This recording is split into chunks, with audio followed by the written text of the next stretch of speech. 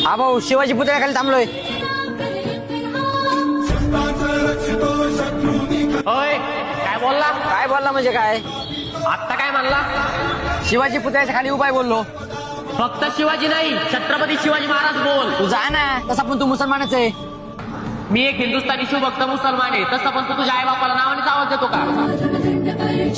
आमच्या महाराजांना छत्रपती शिवाजी महाराजच बोलायचं. जय शिवराय. बाबा,